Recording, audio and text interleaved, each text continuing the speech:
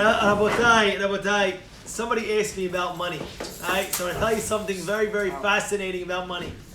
First of all, how many different words are there that we know about money in Hebrew? What do we have? You have ma'ot, mamon, nechasim, and you have zuzim. And there's others as well, you'll see. So now, if you look, let's take nechasim for example. Where does the word come from? Nechasim is possessions, is your assets, is different types of things that you own. Why they call nechasim? From the root of the word, you always check the root of the word, mechuseh. What does that word mean, mechuseh, in Hebrew? What does that mean, covered? Meaning to say a person is assets, who lives out who? Meaning to say, eventually with all your assets, it gets covered after 120. You're not taking it with you. You know, the guy gets covered and his assets stay. That's why it's called mehuseh. The Torah is trying to teach you one thing. Go after the things that stay with you forever. Now, we're not saying assets are a great thing to have in order for you to continue. But people look at an aspect of money is everything in their life. A person has to understand what's everything in their life? Hashem. Hashem is everything in their life. And therefore we have to cling to Him as much as possible. So at the end of the day, nechasim is mechuseh.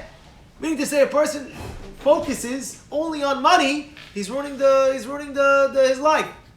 Focus on Torah and mitzvot. Oh, you need money to live? Okay, no problem. B'chavod gadol. You're not going to take it with you, and that's why it's called nechasim mechuseh, from the root word that covers. Next, it's called zuz, right? Zuz. Where's the zuz? Zuz because it means zaz. It moves from hand to hand, hand to hand, hand to hand. One day the guy could be on the richest guy in the world. The next day, in 3 seconds, he could go to the rock bottom. One day a guy is in the rock bottom. Yeshuat Hashem Kervain. The next day he could be a multi-billionaire. Rabotai, you must believe what I'm telling you. This is the Torah. Yeshuat Hashem Kervain. A person, again, let me repeat that. A person could be on the lowest of the lowest barrel. He does no parnasah whatsoever. What does it say? Zuz. Money, zuz. It could go zaz. It could move. You could be the next morning a multi-millionaire. By the way, you should just know that. I said that to somebody. He made and he believed it. He told me a week later he made $2 million. True story that happened. True story that happened. You know who it happened to? It was my Uncle Joe in Portland, Maine. He lives in Portland, Maine. This is what happened to him. And you know, I told him you have to believe 100% is that. In a week he made $2 million. And he told me how he made it. I'm not going to tell you how he made it now. After you want to ask, I'll tell you. But at the end of the day, Yeshuat Hashem keheref ayin. A person must believe 100% Hashem. And vice versa. Vice versa. A person can be on top of the barrel. The next morning wakes up. I told you, I had somebody, a very close relative of mine. He was working the craziest job and he was on top of the world. And he had a little bit of arrogance, you know, because he was making a lot of money and everything like that. And one day he called me up. He was losing his job. Something happened with the federal something with the federal bank or something like that. He did something that was a federal crime. And he had 2 options. One option was to give his few $1 million job, meaning to say a few $1 million company to close it and get out of jail, or go to jail and serve. He had to close the business overnight. Zuz, it goes one, it goes out the other. Next is mamon. What's mamon? Mamon, meaning to say, what is it? What is mamon? Ma. It comes from Lashon ma, like ma. You have this mamon. What is this mamon? What is it? At the end of the day, what is it? It's a means to get you places. It's a means to strive with it. It's not people. They have the wrong aspect of money where they feel that money is money. Money. The people will die for the money. People will, you ever hear the expression, money is the root of all evil. You know what I'm saying? Something like that. You ever hear such a thing like that? Because money, people will break up families for money.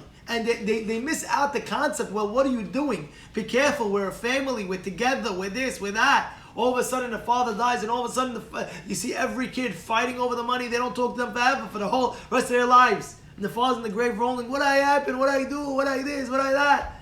A person has to be very, very careful. Because what is money? It's a means for something. It's a means for you to go higher and higher in your service of Hashem. You need it in order to serve Hashem. Okay, but people make it. It's not a means to something. It is everything. They came to Havetz Chaim one time. What do they say? They say money. What do they say about money? They say money is time. Time is money. No, he said money. Time is money. Right. The Americans say time is money. Right. So Havetz Chaim corrected. Chaim said, no.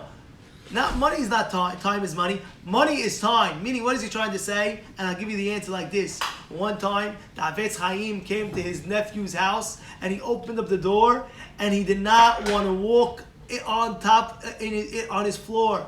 This is this is high levels, Rabotai, but I'm going to tell you anyway. Havetz Chaim was going in and he said, "I will not walk on your floor." And his nephew says, "Why? Why? Please, uncle," whatever he called his Havetz Chaim. He says, "Please, come in." He says, "No, I can't walk." He says, "Why not?" He said, "Because look what you put on your floor." Again, this is a high level. He didn't have the money. I guess the nephew had to go out and borrow, whatever he had to do. But he put a crazy, let's say, tile or something like that on his floor, like marble on his floor. And back in the day, marble was a luxury. Back in the day, you didn't have anything like that. You walked on a dirt floor over here. Over here, you had a whole crazy thousands of dollars on the floor. So he said, "Why not walking?" He says, "Because when I'm walking on your floor, I feel like I'm walking on Shas. I feel like I'm walking on Torah." I said, "Why?" He said, "Because look, in order for you to get all that, you had to work, correct? Yes or no? You had to take extra time that you could have had to learn Torah. Why? This is a crazy luxury that I'm sure in order to get that, you had to work overtime for 2 weeks straight, whatever it is, extra, and you probably lost out of learning Torah. That means the loss of learning Torah, you put in the money, you took that money, you put it in the tiles, you put the tiles, I see I'm walking on Shas. I'm very nervous, I can't walk on this." It's a crazy concept. It's a crazy concept. And the last, they call it ma'ot. What's ma'ot? Ma'ot is ma'la'et. What will be for the future. A person, if he wants to be a businessman, a good investor, he has to know what will be in the future. Now, what am I talking about? What will be in the future? What am I saying with that? It says you have to understand, the person must understand our future is after 120 Gan Eden for eternity. Eternity. I told you once this before. Rav Dessler brings it down in his Sefer. And people don't understand what eternity is. But eternity, I'll give you an example. He says, imagine a person had, what's the lowest valley? What is that? The Grand Canyon, let's say? Take the Grand Canyon, right? Fill it up with bird seeds. Fill it up. What do you have? 100 trillion bird seeds? 100 trillion bird seeds you can put in there? 100 trillion bird seeds. Take a bird that can live for, let's say, millions of years. And every 1,000 years, the bird eats one seed. Every 1,000 years, the bird eats one seed. Will there be an end to those bird seeds that's inside that Grand Canyon? Yes or no? No. There won't be an end. You know why? Because every 1,000 years, he's going to have it. But how long will it take this bird to eat each seed? How long will it take? 1,000 years times by 100 trillion seeds. How long will it take? Forever. Trillions and trillions of trillions of years. Trillions and trillions and trillions of years. Right? Correct? Yes or no? Trillions of trillions of years. Guess what? That one mitzvah that you do, that one word of Torah that you learn, that one amen that you say, that one beracha that you say, whatever it may be, it's eternal. It'll never end. The reward keeps on coming, and we cannot forget that fact.